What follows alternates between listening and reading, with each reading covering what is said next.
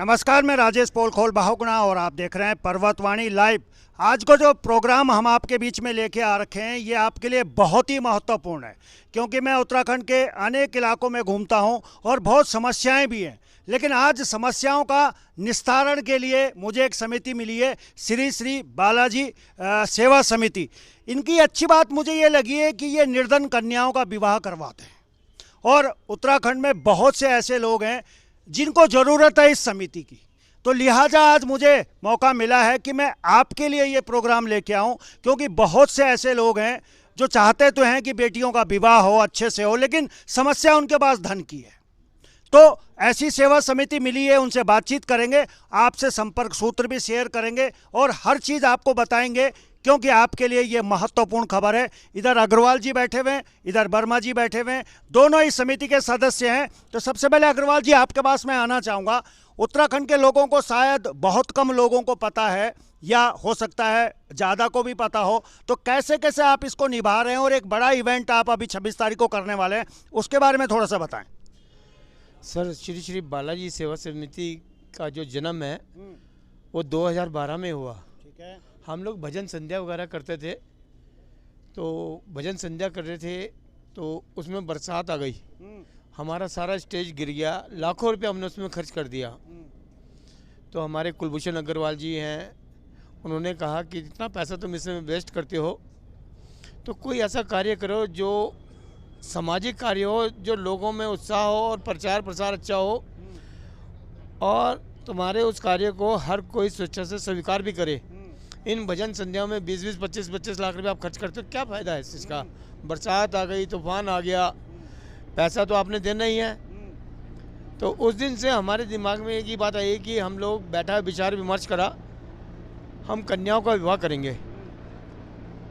तो इसी उसमें एक दिन हम घूमते घूमते पिथुवाला गए। वहाँ पर एक व्यक्ति के घर पहुँचे सुबह 6:30 बजे का टाइम। तो जो कनस्तर होता है ना, उसके जो चद्दर होती है, कनस्तर की चद्दर, उस लड़की की माँ उस चद्दर के ऊपर रोटी बना के सेक रही है। तो हमने पूछा, भाई ये क्या आप कर रहे हैं? कह रहे जी हमारे पे खाने को नहीं है, जितना मिलता है उतने में खा लेते हैं। हमने कहा आपके बच्चे बड़े हैं? कह रहे हाँ, मेरी लड़की शादी के लायक है, अब शादी करना चाहती हूँ।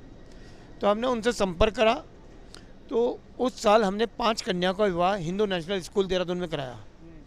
उसके बाद से प्रतिवर्ष हम लोग फिर 11 करी, फिर 15 करी, फिर 18 करी, फिर 21 करी, 27 करी, 31 कन्याओं का विवाह हमने 2019 में किया। 2020 में लॉकडाउन लगने की वजह से हमने 8 कन्याओं का विवाह करा। 51 कन्या का लक्ष्य था, लेकिन इस वर्ष भी हमारा 51 कन्या का लक्ष्य था। हम लोगों ने 21 कन्याओं का विवाह इस वर्ष संपन्न कराने जा रहे हैं। चलिए, मैं आऊँगा थोड़ा सा वर्मा जी के लिए भी मैं छोड़ देता हूँ।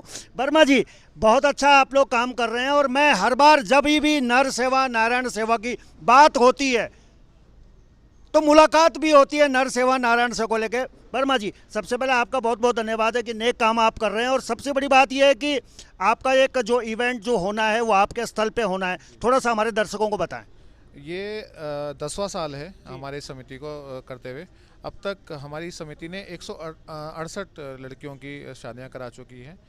उसी क्रम में ये शादी भी हमारी हो रही है। इस शादी में सिर्फ हम शादी नहीं कराते हैं, इस शादी में के साथ हम जो कन्यादान देते हैं वो ऐसे सारा सामान हम उस कन्या को उसके देते हैं, जो कि उसके गृहस्थी चलने में आसानी हो। जैसे कि उस प्रति हर लगभग अगर मैं उसको इन टोटल करूं तो लगभग 160 सामान की पूरी लिस्ट है हमारे पास, जो हम प्रत्येक लड़की को देते हैं। और जो जैसे 21 लड़कियों की शादी हो रही है तो 21 लड़कियों को समान रूप से, ऐसा नहीं कि किसी को कुछ देना किसी को कुछ, जैसा बेड पहली लड़की को है वैसे ही बेड हमारा 21वीं लड़की को। तो सारा सामान हम एक स्वरूप तरीके से देते हैं। जिस परिवार में अगर माता पिता नहीं है किसी लड़की के, तो उसका कन्यादान भी हमारे ही समिति के कोई ना कोई पदाधिकारी उसका मतलब लेते हैं। जैसे कि पिछले साल भी एक कन्या की पेरेंट्स नहीं थे, तो वो सौभाग्य मेरे को मिला, मेरी पत्नी को मिला। दरअसल मेरे 2 बेटे हैं, तो मैंने सोचा चलो बेटे हैं तो कन्यादान का सुख मेरे को नहीं मिलेगा, लेकिन उस कन्या का कन्यादान करके मैंने उस सुख की भी प्राप्ति कर ली। मतलब उस दिन बड़ा आनंद आया मेरे को भी और मेरी धर्मपत्नी को भी। जब मैंने उसको बताया कि हम एक कन्या का हमें कन्यादान करना है, तो बहुत खुश हुई। वो अपने साथ जो भी सामान लेके आई कि भाई ठीक है, अगर हम कन्यादान करें तो एक माँ बाप का फ़र्ज़ है कि उनको गिफ्ट दें, तो वो अपने स्तर पर सुनार की दुकान पे गए, कुछ सोना सामान, कुछ कपड़ा, उसने कहा जब कर रहे हैं तो हम प्रॉपर वे में लेके जाएंगे और जो कन्या है उस कन्या को हम अपनी तरफ से गिफ्ट देंगे। तो मतलब इस कार्यक्रम में करने में बड़ा आनंद आता है। जब हम विदाई होती है कन्याओं की, जब उनकी विदा होती है तो ऐसा लगता है हमारी बच्चियों की विदाई हो रही है, तो उस समय हर किसी का दिल बहुत भर जाता है।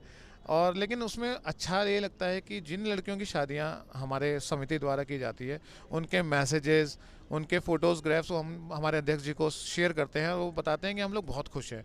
तो वो देख के हम लोग को बहुत अच्छा लगता है, बहुत आनंदित होते हैं।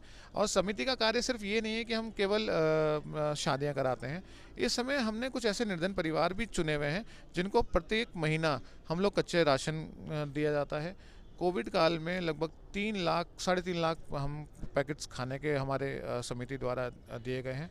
और वो पूरा का पूरा जो हम लोग कार्य कर रहे हैं, वो जितनी भी हमारी जनता है उन लोगों के सहयोग से, और जो हमारे साथ एसोसिएटेड लोग हैं उन लोगों ने थोड़ा थोड़ा हम लोग सबसे कंट्रीब्यूट करके ये कार्य कर पाते हैं। और आशा करते हैं कि आगे भी हमसे लोग ऐसे ही जुड़ते हैं और हम इस कार्यक्रम को और आगे बढ़ाते चले जाएं। चलिए, वर्मा जी ने बहुत अच्छी बात कही है। और देखिए, 1000 पुण्य हम कर लें, उससे एक कन्या का अगर हम कन्यादान कर दें तो लगभग एक कहावत है। अग्रवाल जी, इसके अलावा बहुत से काम भी ये संस्था कर रही है। अब वो 26 तारीख वाले इवेंट पे आऊँगा, अभी आप प्लान कर रहे हैं 26 तारीख का एक प्रोग्राम है, थोड़े से कैटलॉग दिखाइए। ये इनका देखिए एक पूरा एक इनका इन्होंने कैटलॉग बनाई हुई है जिसमें ये सारी चीज़ें इनकी हैं। तो ऐसा नहीं है कि सिर्फ बातें ही बातें हो रही हैं, वाकई में धरातल पे भी चीज़ें हैं। 26 तारीख का जो आपका कार्यक्रम है, कितनी कन्याओं का सामूहिक विवाह आप लोग करवा रहे हैं? 21 कन्याओं का सामूहिक विवाह करा रहे हैं और अभी तक संस्था विगत 9 वर्षों में 168 कन्याओं का विवाह संपन्न करा चुकी है।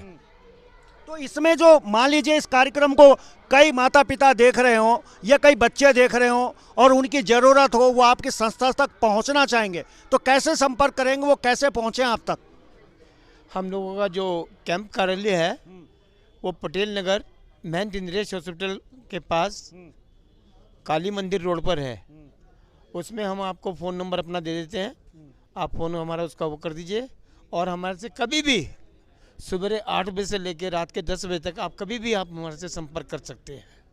चलिए, ये बहुत अच्छी बात अग्रवाल जी ने बताई है। और पीछे जो मातृ शक्ति देख रहे हैं आप, ये भी इस टीम का हिस्सा है। ऐसा नहीं है कि टीम में सिर्फ 2 ही लोग हैं या 3 लोग हैं, बहुत सारे के लोग हैं। थोड़ी जगह की वजह से मैंने 2 लोग सेलेक्ट किए हैं, लेकिन टीम बहुत बड़ी है। वर्मा जी, एक सवाल और है। मान लीजिए इसमें हिंदू धर्म की लड़की संपर्क करती है, मुस्लिम करती है, ईसाई करती है, सिख करती है, क्योंकि देखिए निर्धन तो कोई भी हो सकता है, धर्म के आधार पर तो निर्धनता होती नहीं है। उस केस में तब कैसे आप चीज़ों को डिपेंड करेंगे या कैसी उनकी शादी संपन्न कराएंगे? बहुत अच्छा प्रश्न है। दरअसल ऐसा अभी तक हमारे साथ अभी हमारे संज्ञान में आया नहीं है। दरअसल अब कह सकते हैं कि हमारे बीचों में इतनी खाई खुद चुकी है, अगर कहा जाए धर्म के प्रति देखा जाए तो मुस्लिम कम्युनिटी तो शायद इसलिए नहीं आती है। मतलब हम सबका के स्वागत, हम ये नहीं कहते हैं कि हम हिंदू परिवार करते हैं, बट क्योंकि हमारे समिति का नाम श्री बालाजी सेवा समिति पड़ा है, तो हर किसी के जो दिमाग में है वो ये लगता है, उनको लोग ये प्रतीत होता है कि ये जो ये संस्था है सिर्फ हिंदुओं के लिए करता है, बट ऐसा नहीं है। यदि अगर कोई करना चाहता है, देखिए अगर हम जो कार्यक्रम कराते हैं वो हिंदी रीति रिवाज के अनुसार कराते हैं। यदि कोई मुस्लिम परिवार है या सिख परिवार है, ईसाई परिवार है, अगर वो हमारे पास आते हैं तो क्योंकि वो हिंदू कल्चर के अकॉर्डिंग होती है, तो उसमें तो नहीं हम क्योंकि वो तो नहीं करेंगे ऑब्वियसली। बट अगर कोई ऐसा परिवार अगर है और वो हमें अप्रोच करता है तो निश्चित तौर से हम लोग उसको बढ़ चढ़ कर, जैसे हम बाकियों की हिंदू धर्म के लोगों की मदद करते हैं, उसी प्रकार हम मुस्लिम, सिख और ईसाई की भी हम मदद करने को हमेशा तत्पर हैं। मतलब ऐसा नहीं है कि हमारा कोई पर्टिकुलर है कि हम हिंदू धर्म का ही करना है लोग, लेकिन यह है कि हर कोई ये सोचता है कि हाँ ये इनका जो समिति का नाम है श्री बालाजी सेवा समिति का है, तो लोग इस वजह से हमारे पास नहीं आते हैं। अगर हम देखें, हम जिन बच्चों की हम मदद करते हैं, जिन बच्चों को हम स्कूल में, बहुत सारे स्कूल्स ऐसे हैं जिनको हमने अडॉप्ट कर रखा है, जिनके कोई गरीब परिवार के बच्चे हैं जिसको हम मुफ्त में बुक्स, यूनिफॉर्म्स वो हमारे समिति द्वारा दी जाती है। उसमें हम कभी नहीं देखते उसका नाम कि मोहम्मद आरिफ है या राम कुमार है। हम हर प्रत्येक बच्चे को सिर्फ उसके क्योंकि वो उसके परिवार उस पर सक्षम नहीं है पढ़ाने के लिए, हम उनको देते हैं। उसी प्रकार जैसे हम लोग राशन बांटते हैं, उसमें हमारे पास हिंदू भी आते हैं, मुस्लिम्स भी हैं, सिख भी हैं और क्रिश्चियंस भी हैं। तो ये हम ये देख के कभी किसी की मदद नहीं करते कि ये हिंदू परिवेश से आता है या ये किसी और पर्टिकुलर परिवेश से आता है। हमारे लिए सब लोग एक समान है। हम राशन बांटते थे कोविड काल में हमारी समिति ने इतना राशन बांटा, हमने कभी किसी का नाम पूछ के राशन नहीं दिया। हमने उसकी, क्योंकि उसको ज़रूरत है, उस ज़रूरत के हिसाब से हमने उसकी मदद की है। चलिए, समय देने के लिए बहुत बहुत धन्यवाद। धन्यवाद सर।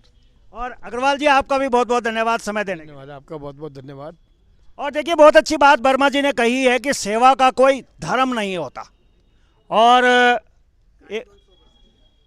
हाँ, गाड़ी भी शो करेंगे, जाते हुए गाड़ी भी है। और आज थोड़ा उत्तराखंड में, देहरादून में चहलकदमी ज़्यादा है। नकली राजधानी, नेताओं की नकली राजधानी में चहलकदमी ज़्यादा है।